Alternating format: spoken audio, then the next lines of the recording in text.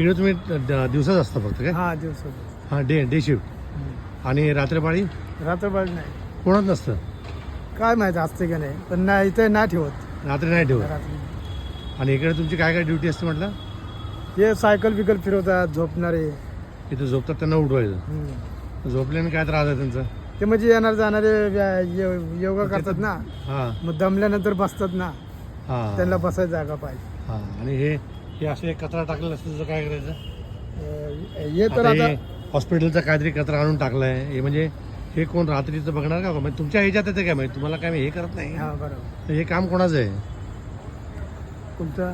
म्हणजे हे जे टाकतात इकडे कचरा आता पडला या, हा. ती झाडू मारते ती बिचारी, हा. रोज येऊन मारते. हा.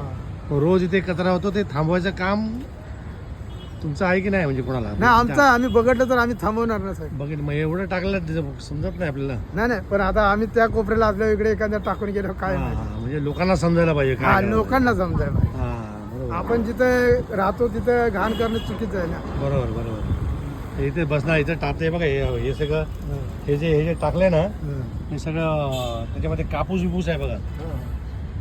असेल असेल. कापूस सगळं औषधाचं सगळं हे टाकून इकडे गेलेत. आणि असं सगळं इकडे कचरा पडलेला असतं बघा.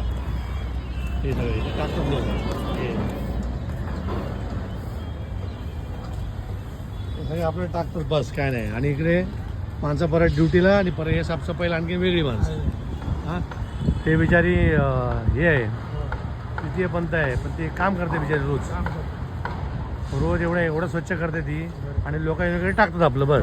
पण आपण लोकांना कळायला पाहिजे तेच ना, शिक्षित लोक आहे आपले. आपली लोक